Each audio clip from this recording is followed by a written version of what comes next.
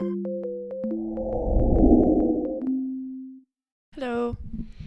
Hola.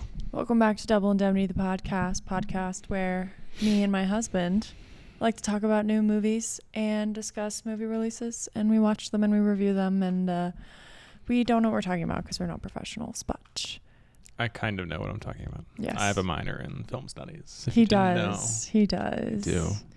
Mm-hmm. It's been a while. Yeah, it's been a while. We had a little bit of a hiatus.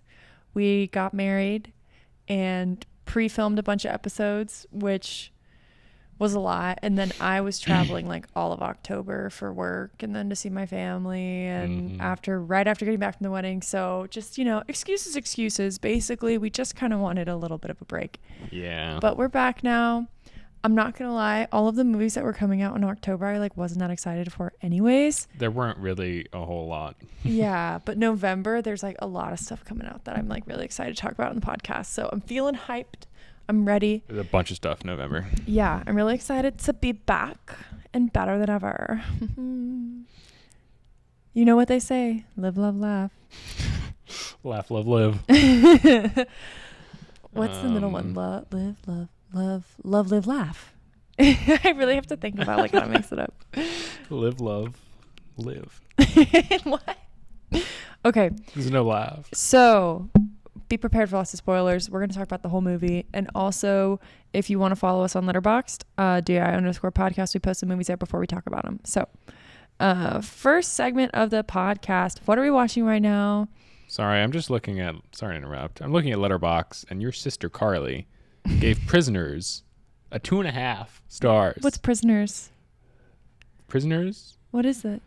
That mystery movie? I can't believe she gave it a 2.5 stars. Oh my gosh. I know Carly's the only person who listens to this. I could not finish that movie. I thought it was so hard to watch. Did she write a review? No. I agree with her. 2.5 stars. It wasn't even finishable. It's a 5-star movie. That's one of the best mysteries I've ever seen. What was wasn't that the two men who the girl went missing and they blamed this one guy and then they took him captive? Mm-hmm. So what was the ending? Anybody who wants to not know the ending, skip forward a little bit because I want to know. Tell you I'm never gonna watch it. Experience it. I'm never gonna watch it. I can't tell you. Oh my god. Wouldn't do it justice. I guess it's just like Game of Thrones. I was like, I will never watch this, and now it's one of my favorite shows. But I can already tell you right now, I will not like Prisoners because I've seen more than 50% of the movie. With Game of Thrones, I had only seen the first season, which wasn't 50% of Game of Thrones content. And truly, if you are out there and you are not into Game of Thrones, watch House of Dragon first because that will hook you. And then once you're into the Game of Thrones universe, you're golden for the rest of to watch Game of Thrones. You have to go House of Dragon first, but no. But if you're somebody who wasn't interested in it at first, I'm not a fantasy person. It doesn't call to me, No, not like a rom-com. Yeah, that's true. Mm-hmm. Yeah, you don't really we're watching Lord of the Rings right now, and you don't seem to be into it. Honestly, the only thing about that I'm really enjoying is it reminds me of last winter when we were just hermit crabs and we watched all of Game of Thrones. And this is my way of reenacting that, but with the Lord of the Rings. And I'm enjoying it. It's just not as I don't know, Game of Thrones is just awesome. This is there's another bad guy. Ooh, there's a scary thing. We'll beat it. Then we move on, Yeah. Nobody dies. There's so much plot armor in Lord of the Rings. I actually honestly didn't realize how much plot armor there is until this time around. It's so painful. And that's what makes Game of Thrones so good. And that's what you told me when we first watched it, is there's no plot armor. I do remember and saying that. And you were right. It was a very accurate statement. Yeah. Yes. Well stated. The accuracy cannot be denied. Yeah. What else have we been watching? Mm-hmm. So yeah, we've been watching Lord of the Rings.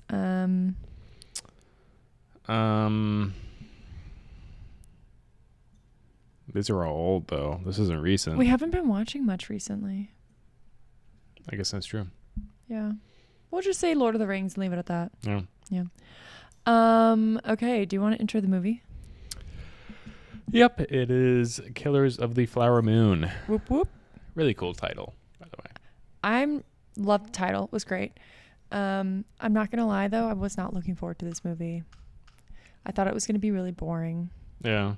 Because normally when with these big directors who've been around for decades, you kind of just assume the majority of the movie is just going to be these scenes of people contemplating life in silence. You know what I mean? Like as if somehow that makes the movie profound. Like, ooh, this person sits and thinks. And you had a good argument for it because, like you said, that's what life is like. People just sit and think. But like, I go to the movies to not experience my life. I go to experience other people's lives. Yeah. And he did a very good job of not doing that in this movie. It was not just like contemplation station, you know? Yeah. Gosh, like, isn't that what Nomadland was? Was just contemplation the whole time? Okay, yes, but I still really like Nomadland. I haven't seen it, so I'm not going to speak badly of it because I haven't seen it, but that movie got so much recognition, and all I heard about it was that it was like a contemplation movie. It's just like a slice of life movie, if you will. A slice of life. Yes. That's a really sweet way to say it. I've never heard that before. Really? Yeah. Well, That's so cute. I just coined it you know, right now. pie has like a very good connotation, so like a slice of life. Slice of pie. That's so cute. Thanks. I love that. Okay, carry on with your intro. Of course, directed by Martin Scorsese, one of the best filmmakers ever, pretty much. He's already solidified that, in my opinion. Mm-hmm. Would you agree? Oh, he's like a well-known name amongst people who aren't even into like movies and cinema. Everybody's heard his name before. Yeah, especially because his daughter is on TikTok now, and then he's on TikTok with her. His so daughter, like is she like TikTok famous or something? I don't know about famous, but she's on it. I don't really know, actually. So wait, what does he do on TikTok? Just like, I don't even know. Does she just like make him do funny videos and stuff? Yeah. That's so cute. It's very cute. I love that. Stars the man himself, Leonardo DiCaprio, in his first role since, what was his last movie? Once Upon a Time in Hollywood, right? That would make sense. 2019, yeah. As Ernest Burkhart. He took a COVID hiatus. A lot of people did. That's true. I don't blame him. Lily Gladstone as Molly Burkhart, who was excellent. I mean, everybody's excellent. Mm-hmm. Robert De Niro as William K. Hale, kind of the bad guy who's dressed up as a good guy of the town. Mm-hmm. And then good old Jesse Plemons as Tom White. I love him. He's so good. I love that they didn't make him out to be like, I don't want to say like a creepo, but they usually make him out to be like the weird guy. Yeah. And this time he was just the cop, and he did a great job. Yeah. Like, I loved it. And also something really funny about Molly's character is like, the second I saw the commercial, okay, first off, I loved her in this role. I thought she was perfectly casted. She was literally amazing. She had this like wise quietness to her, and like her just like facial acting was so good. You know what I mean? Like, overall loved her. But the first thing that I thought when I saw the ad was like, it didn't seem believable to me because Leonardo DiCaprio is so stereotypically someone who only dates women under 25, right? Yeah. So it's just like, it's funny watching him like do this movie where he is like madly in love with this woman that like you could never imagine them being together in real life because of his like widely known standard of women. Yes. But yeah, I thought that was funny too. I mean, they were great together. I know. Yeah, they really did make a good couple. Fun fact about Lily Gladstone. So she's been in some other movies, but during COVID, she was gonna do like a change of careers because there really wasn't a whole lot of opportunities for her, and she was contacted by Martin Scorsese, and he was just like, "I want you to be in this movie." Didn't even have to audition. Wow, that's so cool. Just had like a Zoom call. She was perfect for it. Yeah, I loved it.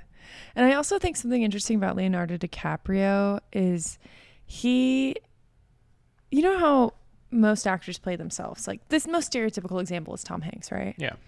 With Leonardo DiCaprio, he always plays the same character, but in such a different way. Like, he always, like, in Inception, right? He's like the hot shot. He knows everything. He's like this highly talented, skilled person. Yeah.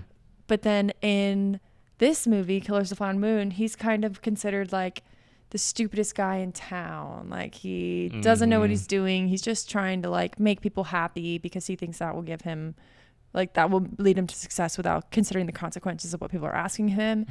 But like, somehow his mannerisms and everything are the same at the same time. Like, it just doesn't even make any sense. Like, he's somehow playing the same character, but he puts this spin on it that it's so different and it's so unique every time. Like, I really think he is like a fantastic actor. Yeah, me too. Like, he doesn't, like, you still see Leonardo DiCaprio, but that doesn't really bother me. Yes. Like, if that makes sense. Yeah. Because, like Daniel Day-Lewis disappears in method acting and hibba jibba, all that argument, whether it's better or worse for acting. But, yeah, Leonardo DiCaprio just hits it out of the park every time. I don't really think he method acts, no. I don't know. Like, it's kind of similar to me to, like, Joaquin Phoenix. That he is so Joaquin Phoenix. Like, you see him and it is just like you just know it's him. You know what I mean? Like, just how it is with like those huge actors. But he just like perfects it, you know? Like, he is just so immersed in what he's doing that it's so real. I don't know. Leonardo DiCaprio, like, he's at that point. He's pretty legit. Yeah. He's great. The plot: when oil is discovered in the 1920s, Oklahoma, under Osage Nation land, the Osage people are murdered one by one until the FBI steps in to unravel the mystery. Budget? $150. $200. I guess I lowballed it. It's Martin, so I was like, oh, a little bit higher. Martine. Beans, what do you want? Box office, it has made $120 million worldwide. That's good. Yeah, it's better than I thought it was going to do, actually. Really? Yeah. What was I going to say? Do you think it'll win any Oscars? Yes. What for? I think it'll be nominated for at least like 7 or 8. 7 or 8. Yeah. Wow. Best actor, best actress, cinematography, sound design, score, maybe supporting roles. Supporting, yeah.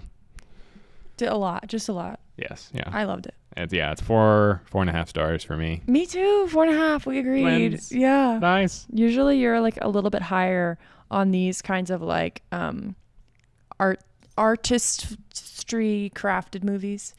You're usually rate higher on the artistic movies, and I rate higher on like the cutesy movies than you do. That's true. But we agreed on this one. Okay. Let's go into our notes a little bit. Before we get into the plot, if you're ready. Yes, I did want to mention this is the best performance by Robert De Niro I've seen in a long time. Really? Why do you say that? Yeah. Well, actually, he was great in The Irishman too. Fine, best performance I've seen in him since The Irishman. I kind of forgot about that movie. Yeah. Yeah. He was great. I feel like he could have easily been casted as the bad guy in Oppenheimer, but I'm glad that they didn't. As the bad guy? Licking me, Beans. Okay, I need a second so that I can get Beans settled. You know, in Oppenheimer, who played Robert, whatever his name is. Oh, Robert Downey Jr. Robert Downey Jr., yeah. Strauss. He could have played Strauss. Beans, you want to sit here? No? I don't know what you want, love. Okay, so let's get into the notes. I think that they did such a good job in this movie of the character development, like the way that they wrote it.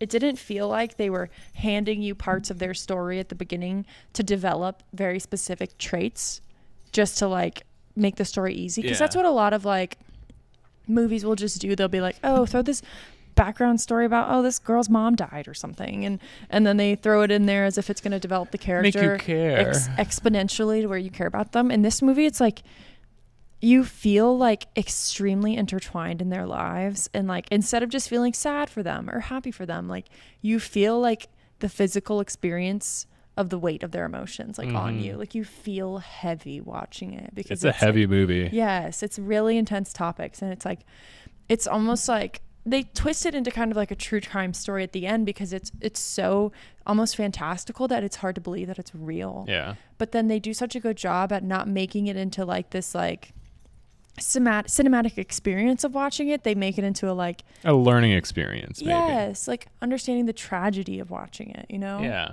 without glorifying or calling too much attention to itself. True. And they don't turn anybody into a hero into it either. Like a lot of true crime things will like martyr the people. Yeah. Like who went through it, when in reality they just showed like these are good people living their lives and these terrible things happen to them, you know? Like it's just, I really liked how they portrayed the characters, and it was very like well crafted and written. Yeah. I think that's why like you don't get bored in it. It's 3.5 hours long. I didn't get bored. Yeah. I mean, I've seen 2.5 hour long movies that felt so much longer than this movie. Yeah. I felt like every scene like was intentional, you know? And I really loved how like Scorsese would like in the middle of intense scenes of conflict, like people arguing or something like really intense in the storyline happening, he would cut to the like whatever the community was experiencing at the same time, like back and forth they would go through it. And it's like you would not only feel the spiraling feeling of like the characters' arguments or emotions or like whatever was happening, but you would also feel the overwhelming sense of like how those characters would be feeling because of the daily stressors of like what they were experiencing compiling into like the argument. I thought it was so cool. I really liked it. Yeah. I liked it. Good note. I thought I was gonna get kind of bored, honestly, and I didn't. I enjoyed this probably definitely more than The Irishman, I think, and it's 30 minutes longer. So it's so good. And I remember when we were walking in, the manager of the movie theater here, we love her. She's so sweet. And just like she is like a lover of movies. Like every time you come in, she's seen every movie. When the second it comes to the theater, she sees it. And I just love that. Because I feel like sometimes at the movies, the employees, you know, it's like a hard part-time job. It is not a fun experience, I feel like, to work at a movie theater. No, I doubt it. And so you normally met with people who are like exhausted, you know what I mean? And she was just like, she's always a pleasant spirit at the movies, and I love her. But she told us, she's like, oh, a good time to stand up and walk around if you need to stretch your legs or you're like bored is during the court scene. And I remember getting to the court scene and I was like, I can't leave. I don't want to miss anything. It's the thing about movies like that is like you miss one line and it's like, and you're confused. You're just like the whole entire climax of the movie is messed up when you get there. You know what I mean? Exactly. I was thinking the same thing. I was like, I don't want to leave. I don't have to go to the bathroom. But I'm good. Yeah. Let's just keep going.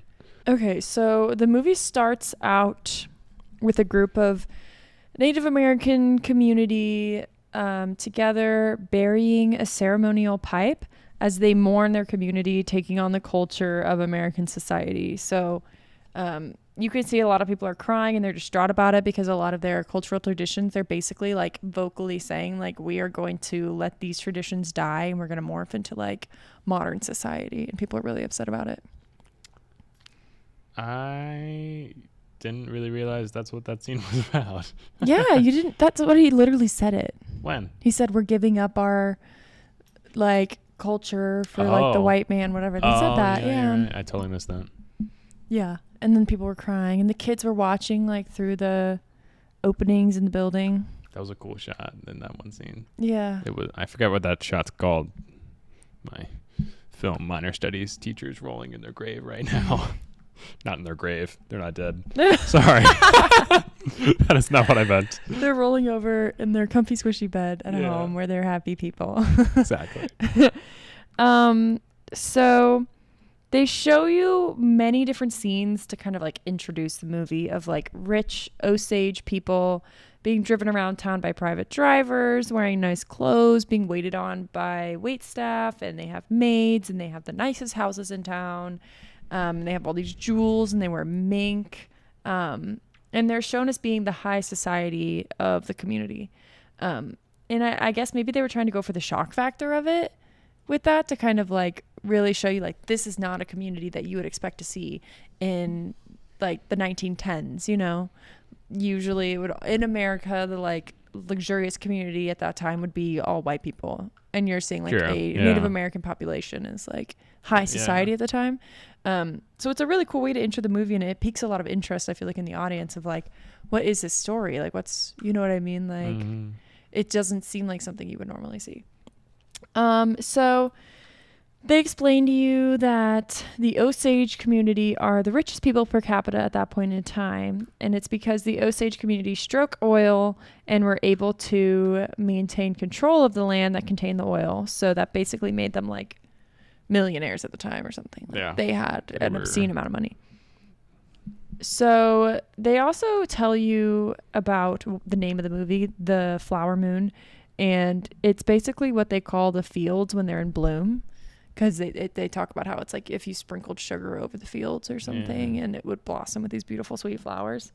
And so that's where the movie name comes from, which was cute that they kind of like introduced the meaning of the sun and the moon and all of these different things in their culture.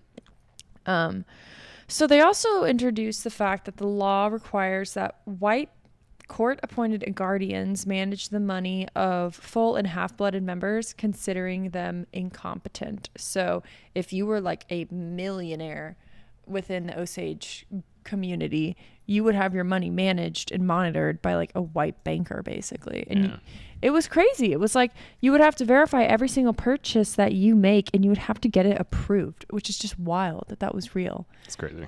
Like, these people are literally millionaires, and they're still being controlled. Like, they found a way to control these people. Yeah. It was wild. Shout out to the white man. Jeez. What are you talking about? Just always manipulating. Yeah. Okay, so you were then introduced to Ernest Burkhart, who is Leonardo DiCaprio, and he is returning from war to work for his uncle, William King Hale. My question was, like, World War I ended in, like, 1918. I guess, yeah, that was This took place in about the 20s. It was 20s fashion. I guess you're right. Yeah, it was 20s. I don't know why I was thinking he came back, like, 1926 or something. No, I thought it was in, like, the late right. 10s. Yeah. So he's returning from the war. He is going to work for his uncle, William King Hale, who owns a large ranch and seems to have a lot of money in the community. They literally show you, as your introduction to Ernest and to William King Hale, a long conversation between the two of them in King's study, where they basically show you bluntly, like, the characters and their personalities. And they show you that Ernest is a shy man who falls prey easily to momentary desires, but he seeks the approval of powerful people, basically. And then they show you that King is a man who craves power and knows easily how to manipulate people around him. And just the fact that he calls himself king shows you a lot about how he sees himself as a powerful ruling man in his society, which was interesting. And I really liked the expose of the conversation. It was like a little bit long. That was the only part of the movie where I was like, this is kind of long, but it was very intentional. Like, every single sentence they had, you know, like they showed like, oh, he's very derogatory towards women, and he's almost teaching Ernest this, and he's almost asking Ernest, like, do you like women? Like, what are the things about you that I can control? You know what I mean? Yeah. What are your weak points? And Ernest just crumbles to it. Yeah, how do I test you and take advantage over you? Like, Ernest is a grown man, and he is like sitting there acting like the child of King, as if like he wants to please him and be at his beck and call, and he needs to be have the approval of him, you know? Yeah.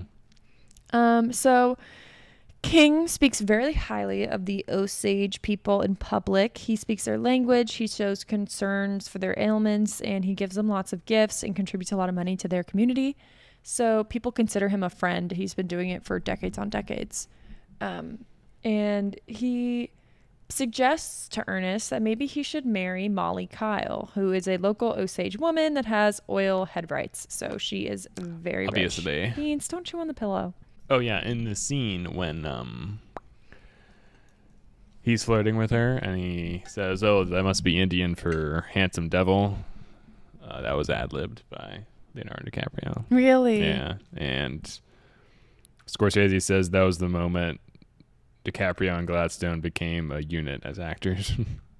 Really? Yeah. It just like they just really clicked on each other. Yeah. It was a really good ad lib. It was good. Guess how much he was paid for this? The woman? No, Leonardo DiCaprio. 10 million? 30. $30 million. $30 million. Isn't that crazy? Out of a budget 150 million. Of 200. He was paid 15% of the entire film's budget. Entire budget.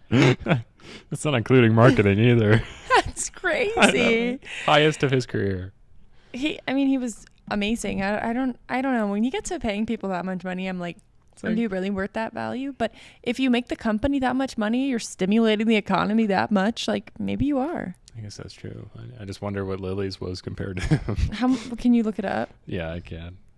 Oh my gosh, that's crazy. So Ernest likes to spend his free time robbing the Osage women of their jewels and gambling it away. But he still, without shame, is like, yeah, I'm going to pursue Molly and date her. Like, it just doesn't make any sense to me how he would do that. And then the next day try to marry an Osage woman after like disrespecting all of her like community members. But Ernest has been a cab driver for Molly, so that's how he knows her, and he starts to flirt with her, and then that's when he has that line Jonathan was just talking about. And so this is kind of, I wrote a couple comments here about how like this is where like you really realize like she has an amazing gaze, and like there is so much wisdom in her eyes, and she seems to be like an exceptionally smart woman. The way they portray her, she's very quiet, she's very patient, she listens, and she like comprehends and calculates before she responds or acts any which way. Yes. And it's probably because she, you know, her character would have learned living in a society like that. Like you can't say whatever you want. You can't be rude. You can't be disrespectful. You're a woman. You know what I mean? Like at that time period, you didn't have much of a voice to speak. And I think you could tell that her character had learned that. Yeah. And then was almost like using it to her advantage. And so she appears to know that he isn't the brightest bulb, and it seems that she perceives that as he would never be smart enough to steal all of her money and hurt her. But I don't think she realizes that that could actually make him the means by which her enemies harm her and her family because he's so easy to manipulate. Yeah, that is. It's funny because she seems to think it's almost like a good trait about him, and it ends up being like their downfall. Their downfall. Yeah, literally. I thought it was interesting. Stop, Beans. You have this toy to chew on. She likes to like nibble on fabric, and she is nibbling on her toy, but then decides for a little bit to nibble on my quilt and then to nibble on the pillow. She looks so cute while she's doing it, though. She does look really cute while she does it. So the two end up getting married, and they seem to be very much in love. King hints in private a lot to Ernest that he plans to kill off all of Molly's family in order to inherit all of their money. And I don't know why, but Ernest just goes along with it. Like he doesn't cool, seem man. Let's like do it's it. his wife's family. Like I've got no qualms about this. And you know, he eventually switches sides and realizes his grandfather's a terrible person, but it's way too late. His uncle is like a bad person, but it's way too late. Like he needed to come to his senses much earlier. Yeah, he'd already crossed the Rubicon before then. He already destroyed his family to the point of no return. Yeah. So, background on Molly is she has 3 sisters, one who is ill. She also has a mother who is ill, and Molly herself has diabetes. So it's a very sick family. And one of Molly's sisters ends up dying of a mysterious illness. And King orders one of his henchmen to kill Molly's oldest sister, Anna, and Molly's mother dies of old age. So that leaves a lot of death in the family. Yeah, that leaves 2 of the 5 women left, Molly and her sister Rita. And Molly and Rita are at a point of like extreme paranoia to be like, our family members are dying off, our community members are dying off unexpectedly, and it's like terrifying. And so Molly is fearful of her life. Rita seems a little bit more relaxed about it, but they don't really tell you much about Rita. Yeah, that's true. She's usually intoxicated. Yeah, and no, that's Anna. Rita is I'm sorry, last Anna. sister to Yeah, die. you're right. Yeah, something interesting about Rita is that she actually married her dead sister's husband. Why would you do that? I know, right? I was thinking that too. I was like, why would you do that? Like, what? Yeah, I just didn't get that. Like that's like an unspoken rule. You just don't. Yeah, it seems like her husband Bill just like wanted to be in the family, wanted the money. It's like they were gold digging white husbands. You know, Yeah. It's such a reverse thing because like in society, like you consider gold diggers like women. You know, That's like if you and Landon died, that'd be me marrying Carly. that is just like unfathomable. No, that would never no. happen. That is so weird. I know. Yeah. That is really weird. Okay, so the Osage Council has come together to discuss all these terrifying murders and disappearances that are happening amongst the people in their community, and they're blaming the white residents, and they plan to start fighting back. So something also happening at the same time is the Tulsa riots, which instills a lot of fear in the Osage people because they're scared something like that is going to happen within their community. Which is rightfully so. Yeah. So kind of a side storyline they go into is Molly's first husband. So she had actually been married to another Osage man But their marriage did not stand the test of time, I guess. They don't really go into the details about why they didn't stay married. But they kind of introduced the fact that Henry is a melancholic, as they called it at the time. But what you deduce basically is that he suffered from like severe depression.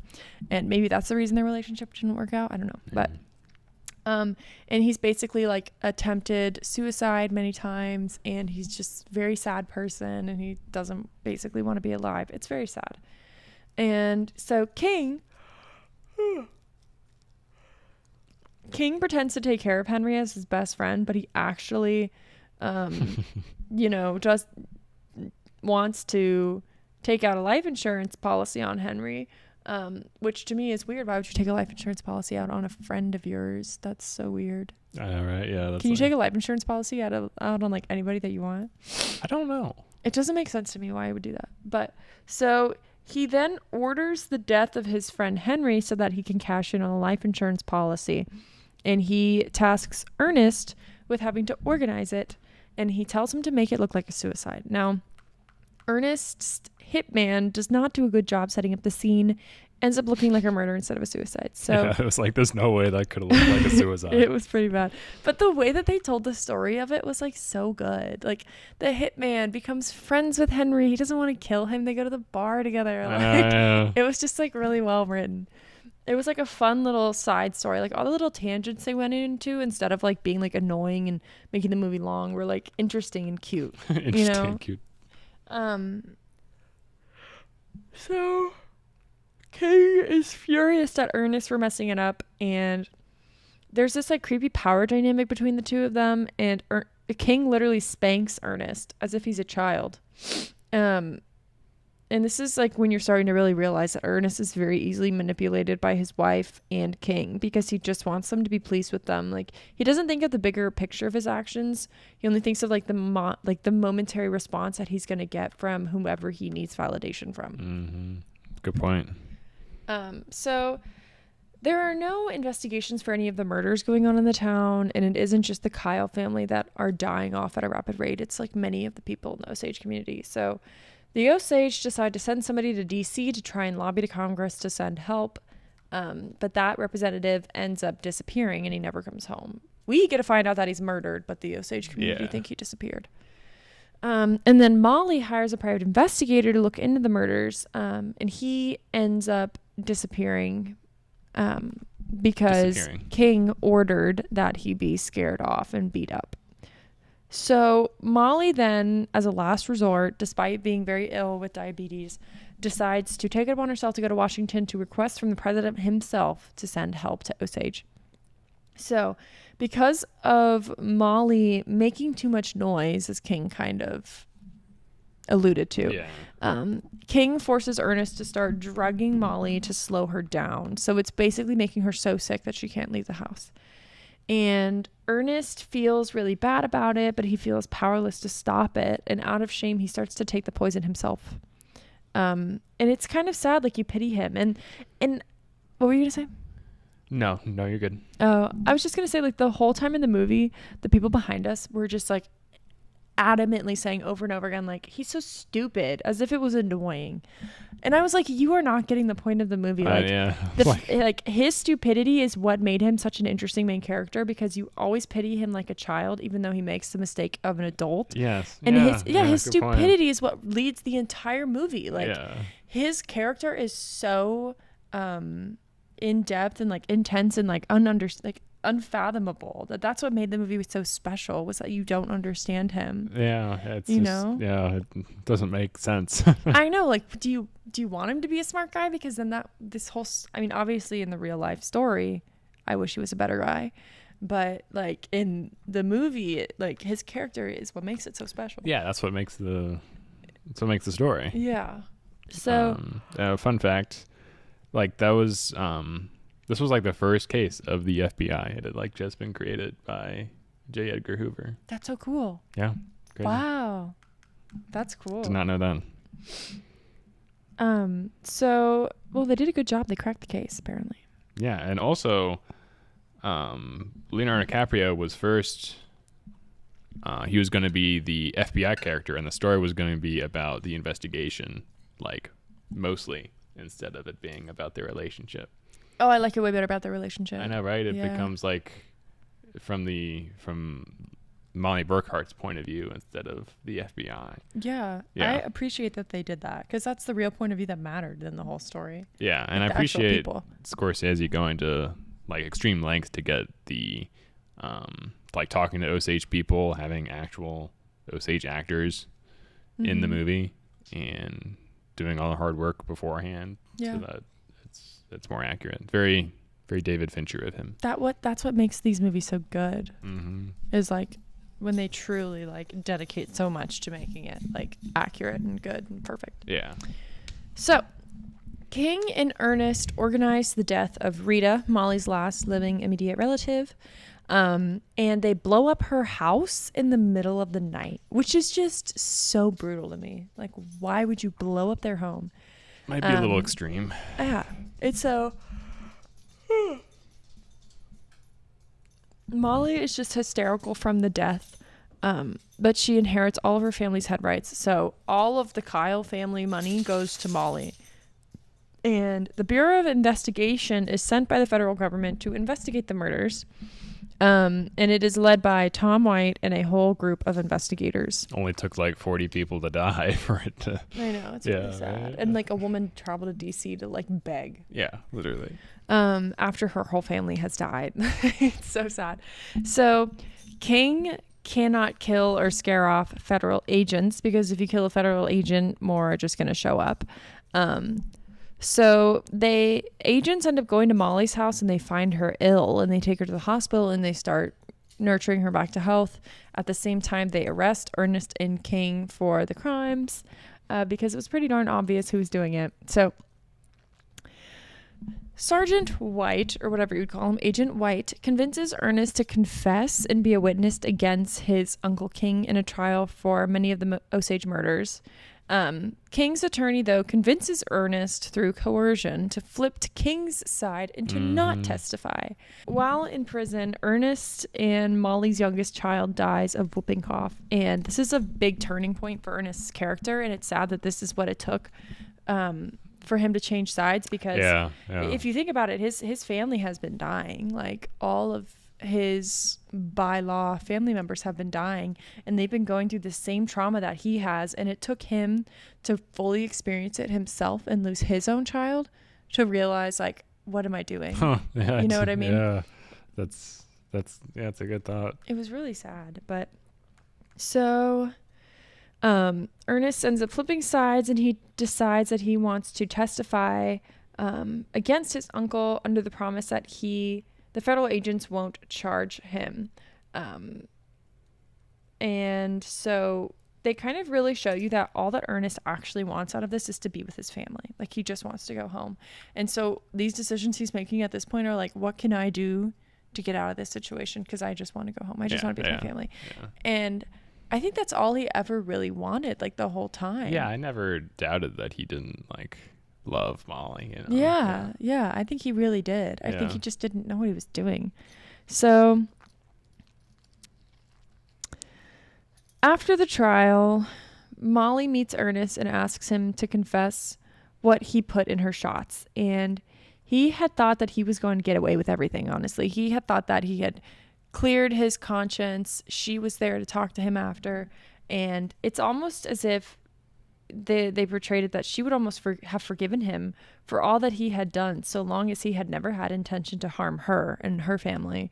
And her learning that he had been injecting her was like the last straw. Yeah, that the scene, poison. like there's some scenes like in movies that just like go beyond acting. You know what I Yeah, mean? That's one of those scenes. It was. It's just like, what? It was really good. So they transitioned the movie then into a radio show where they're telling the story on a radio in like the 1950s-ish timeline. That was an interesting choice. Interesting decision. It was such a good decision because it is such a story that would be turned into a true crime story, Yeah. you know? And then it was so genius. It was so cool. And it was fun to watch because they were doing all the different sound effects that they would do on like a radio show back then. They had a live orchestra to play the music. Martin Scorsese himself. Yeah, Martin Scorsese like closed out the movie. It was just so good. And then they wrap it up by telling you that Ernest and King ended up going to jail, but they ended up getting out on parole. Molly divorced Ernest and remarried. And in the last scene, they show from overhead numerous Osage people celebrating their surviving culture in a large dance ceremony. So it's kind of goes to show, like, no matter what you did, no matter what you tried to take from them, they are still there. They still have their community, and they're still celebrating. Agreed. It was very beautiful. And it was a beautiful shot, too. Yeah, it really reminded me of Midsummer. And yeah, Scorsese said he looked at Midsummer and Beau Was Afraid on like how to pace this movie. Really? Yeah, he took Midsummer, I agree notes with the from that. pacing. Beau Was Afraid, I don't. See, I'm the opposite. Midsummer, I just sleep through that movie. Really? Yeah. Oh my God, Midsummer was great. Really? In the creepiest of ways, yeah. So, any other fun facts? So this is the 7th collaboration between Scorsese and DiCaprio, and the 11th between Scorsese and Robert De Niro, if you count The Audition, which is a short film, apparently. So he picks favorites, is what you're saying? Well, yeah. He's De Niro and him are like, if they're together, the movie's gonna be a banger. Mm-hmm. This is the first time Scorsese, De Niro, and DiCaprio have all collaborated together. And Scorsese's next movie is called The Wager. He's already got it starring lined up. Leonardo DiCaprio. It's about like a shipwreck in like the 1700s and like mutiny and. Oh my gosh, that's gonna be fun. I know it's gonna be so good. So, what do you want to do in the podcast next week? So we got a couple options. We can do The Killer by David Fincher. What else is coming out? There's Anatomy of a Fall, which is playing at the State Theater, which won the big prize at the Love, Cannes you can Film pick whatever Festival. you want. Okay, we'll do. I can't decide. It's too hard. Just pick one. We'll do them all eventually. That's true. We'll do The Killer by Okay. David Fincher. Sounds good. Bye, guys. Bye.